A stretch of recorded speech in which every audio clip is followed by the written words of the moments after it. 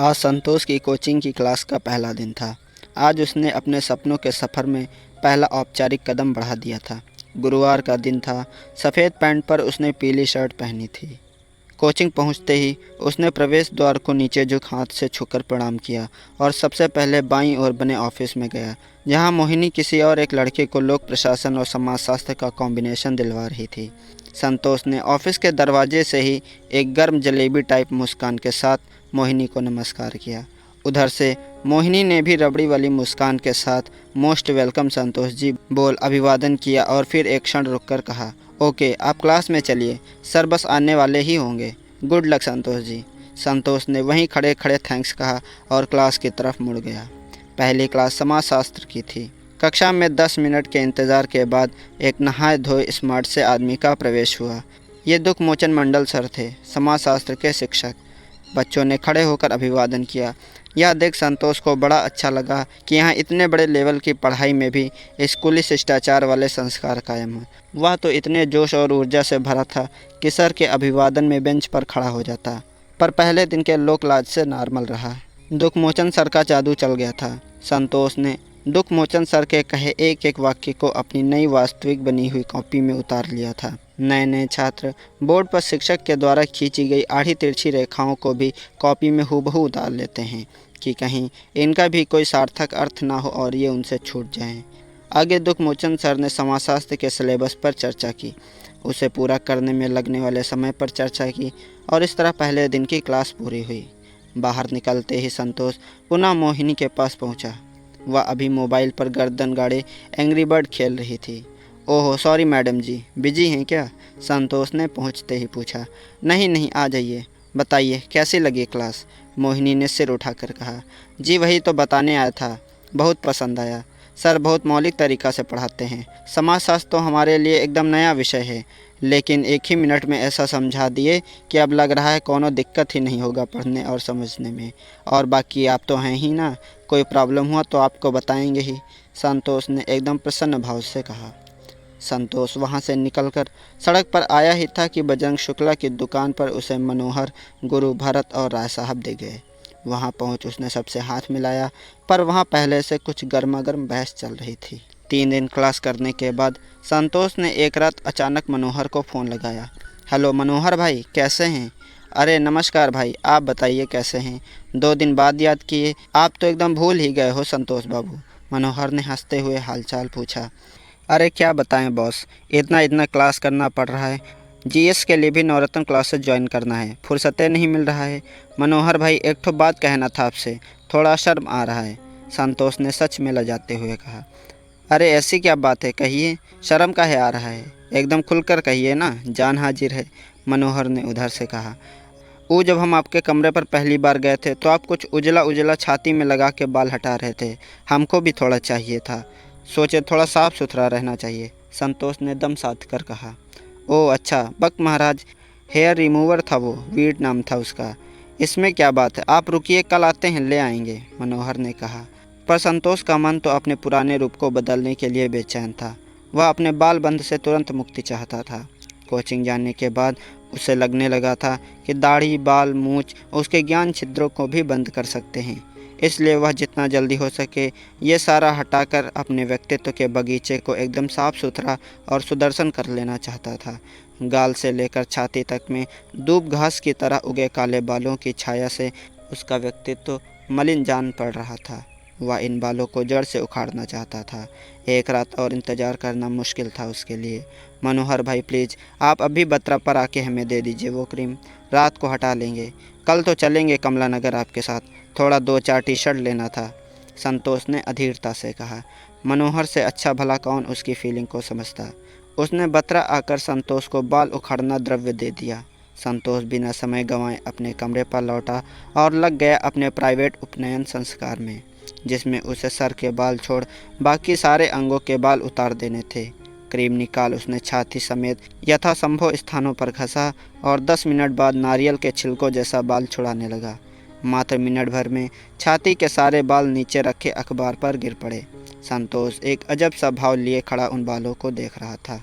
इन्हीं छाती के बालों का हवाला देकर गांव में साहस और हिम्मत की बात की जाती थी। एक बार खुद उसने अपने पिता को कहते सुना था कि हमरे छाती में बाल हैं अभी, किसकी हिम्मत है जो हमारे खेत में बकरी घुसा के चरा देगा। अभी वह सारी हिम्मत अखबार पर मुरझाई पड़ी थी। संतोष ने सोचा, यह तो सामंती सोच है, छाती पर बाल से भला कौन सा हिम्मत आता है। उसने इस सोच को हेयर रिमूवर से साफ कर दिया था। अब मूछ की बारी थी। हाथ में रेजर ले जैसे वह मूछ साफ करने को हुआ, उसके हाथ कांपने लगे। उसे याद आ रहा था कि लोग उसके यहाँ पिता के जिंदा रहते मूछ नहीं मुड़ाते थे। फिर उसने सोचा, जब बचपन में मुझे मूछ नहीं थी तब कौन से उसके पिता जिंदा नहीं थे। सब बेकार की बातें हैं। और यही सब सोचते हुए उसने एक झटके में मूँछों को अपनी नाक के नीचे से काट अखबार पर गिरा दिया। मूँछों के झड़कर गिरते ही वह थोड़ा थर्रा सा गया। दिल ज़ोर ज़ोर से धड़कने लगा, लेकिन उसने फिर तुरंत खुद को संभाल लिया। वह सोचने लगा, इसी मूँछ के कारण लोग आपस में लड़ते रहे हैं। इसी मूँछ की झूठी शान के चक्कर में न जाने कितने युद्ध हुए हैं। मूँछ ऐंठना तो सामंती सोच का प्रतीक है। इस तरह संतोष ने सामंतवाद का एक और चिन्ह मिटा दिया। अब उसने एक नज़र खुद को आईने में देखा। पहली नज़र में खुद को पहचानने में थोड़ी दिक्कत हुई, पर अगले ही क्षण वह जान गया कि वह खुद ही खड़ा है आईने के सामने। सुबह का सवेरा उसका नया चेहरा लेकर आया था। तैयार होकर जब वह क्लास के लिए निकला तो सीढ़ी से उतरते उसे गुरु ने भी नहीं पहचाना। इस कारण टोका भी नहीं। संतोष को देखकर यह आसानी से समझा जा सकता था कि मुखर्जी नगर में कुछ लोग तैयारी करने आते थे, कुछ लोग तैयार होने। आज कोचिंग पहुंचते वह सीधा मोहिनी के ऑफिस पहुंचा और सीधे उसका मोबाइल नंबर मांग लिया। मोहिनी के लिए संतोष को पहचानना बिल्कुल मुश्किल नहीं था, क्योंकि इसी ऑफिस में बैठे कितनों का चेहरा बदलते देखा था। संतोष का भी उसे बस इंतज़ार ही था। मोहिनी ने हंसते हुए स्मार्टी कहा और अपना नंबर दे दिया। नए निखरे व्यक्तित्व के आत्मविश्वास ने आज संतोष को पहली सफलता दिलवा दी थी। उसने सफलता को तुरंत अपने मोबाइल में सेव कर लिया और जिस नाम से सेव किया था वो था मेरी मोहिनी। उसकी यह सफलता पहले भी ना जाने कितने मोबाइलों में इसी नाम से सेव हो चुकी थी। तुरंत वहाँ से निकल संतोष क्लास पहुँचा। आज उसने अपनी पुरानी सीट बदल ली। वह हर पुरानी चीज़ बदल देना चाहता था। संतोष अभी बैठा ही था कि एक तीखे नए नक्श वाली गोरी सी गुलाबी भरे होंठ लिए लड़की ठीक उसके बगल में आकर बैठ गई। लड़की ने बैठते ही अपने बाल खोलकर बिखेर दिए। बाल के खुलते ही एक शानदार खुशबू से संतोष भर उठा। लड़की के ठीक पीछे बैठे लड़के की भी कमोबेश यही स्थिति थी। खुशबू के नाक तक जाते ही संतोष उसे महसूस कर मन ही मन दो चार शैम्पू के नाम सोचने लगा। जैसे कुछ नाम सोचकर उसने खुशबू से मैच किया, पर कुछ पुख्ता निष्कर्ष नहीं निकाल पाया कि वास्तव में वह कौन सा शैम्पू लगाकर आई है। कोई भी बदलाव जीवन में कितना लाभ लेकर आता है, या आज उसने सीट बदल कर जाना था। उसके सीट बदलने भर से उसे इस वरदान के मिल जाने की उम्मीद नहीं थी। संतोष दाईं ओर आँख घुमाकर उसे भर नज़र देखना चाह रहा था, पर फिर बर्दाश्त कर सामने देखने लगता। तब तक पांडे जी भी आ चुके थे। आज संतोष पर नज़र जाते ही उन्होंने मुस्कुरा कर कहा, you are looking so good Santosh, better than last day. Santosh ने हल्की आवाज़ में थैंक्स कहा और लजाते हुए दाएं देख ही लिया, एक नज़र यह देखने के लिए कि लड़की ने देखा कि नहीं। उसने सोचा, चलो कुछ तो इम्प्रेशन जमा होगा। अभी आधे घंटे की क्लास हुई थी कि लड़की की कलम हाथ से फिसलकर नीचे गिर गई। उसने झुककर कलम उठाई। इसी दौरान उसके हाथ की कोहनी संतोष के पेट में जा सटी। संतोष को तो लगा एंड्रोस्कोपी वाली मशीन सट गई हो। अब वह गहरे सोच में पड़ गया कि लड़की ने कोहनी जानबूझकर सटाई या भाग्यवश सट गया। उसने बाकी की क्लास यही सोचते सोचते निकाल दी। क्लास खत्म होते ही वह रोज़ की तरह पहले मोहिनी के ऑफिस गया। वहाँ काफ़ी भीड़ देखी तो बाहर निकल आया। कुछ दूर चला ही था कि पीछे से आवाज़ आई, क्या स्मार्टी, नाम क्या है तुम्हारा? पलटा तो देखा वही लड़की थी। जी संतोष, संतोष नाम है मेरा। वाह भाई, तुम्हारे घर वालों को एक बार में संतोष नहीं हुआ क्या? 2 बार संतोष संतोष नाम रख दिया तुम्हारा, कहकर खिलखिला पड़ी वह लड़की। जी ऐसा नहीं है, संतोष कुमार सिन्हा नाम है मेरा, संतोष ने अब की संभलते हुए कहा। ओहो, सिंह के फूफा हो सिन्हा। अच्छा ये बताओ, यह मूछ खुद से बनाई है क्या? यह एक अप्रत्याशित प्रश्न था संतोष के लिए। जी हाँ, क्यों, क्या हुआ? संतोष ने पूछा। तो जाके पूरी तरह बना लो, कहीं कहीं छूट गया है। सर ने जो कहा था तुमने सुना नहीं क्या? बेटर देन लास्ट डे, यानी आज कल से कम मूछें थी, बकलोल कहीं के। बाय बाय, चलती हूँ। वह ठहाका मारकर हंसी और कुछ मिनट बाद आंखों से ओझल हो गई। संतोष वहीं खड़े तय नहीं कर पा रहा था कि वह क्या महसूस करे, गुदगुदी या कंपन। वह इन दोनों का भेद नहीं समझ पा रहा था। अगले दिन वह क्लास थोड़ी जल्दी पहुंच गया। मोहिनी के ऑफिस में वह जैसे ही घुसा, मोहिनी आज शायद महिषासुर मर्दिनी बन बैठी थी। आइए संतोष जी, क्या बात है? रात को 2 बजे आप मुझे कॉल क्यों कर रहे थे? और ये क्या मैसेज किया? जाओ कट्टी, मैं तुम्हारी कब से दोस्त हो गई जो फ़ोन नहीं उठाया तो कट्टी कट्टी खेलने लगे। आपको मैं कई दिनों से देख रही हूँ। आप पांडे जी से पढ़िए ना, रोज़ मेरे पास क्यों घुसे चले आते हो? मोहिनी का रौद्र रूप देख संतोष सकते में आ गया। वो मैंने गलती से कॉल लगा दिया था मोहिनी जी। अच्छा, तो वो मैसेज? जी हाँ, सॉरी, गलती हो गई। आप लोग जैसे लड़के समझते क्या हैं किसी भी लड़की को, ये बताइए पहले। रोज़ रोज़ मुँह उठाकर चले आते हैं। लड़की की हंसी देखी कि बस समझ गए काम हो गया। अरे भाई मेरे, ये हमारा काम है, काम। हमें यहाँ बैठ के हर सूरत में हंसना पड़ता है और सबके साथ हंस के बात करनी पड़ती है। हमें इसी के पैसे मिलते हैं, समझे मिस्टर? हमें रोज़ आपके जैसे लड़कों को लोक प्रशासन और समाजशास्त्र दिलवाने के अलग से भी पैसे मिलते हैं। आप सबको क्या लगता है यहाँ इश्कन इश्कन करने बैठी हूँ मैं? मोहिनी ने बिना रुके सब कह डाला। संतोष को मानो काटो तो खून नहीं। वह चुपचाप खड़ा था। यह हल्ला सुनकर ऑफिस के बाहर कुछ लड़के जमा हो गए। अच्छा मोहिनी मैडम, रहने दीजिए, अब हो गई गलती।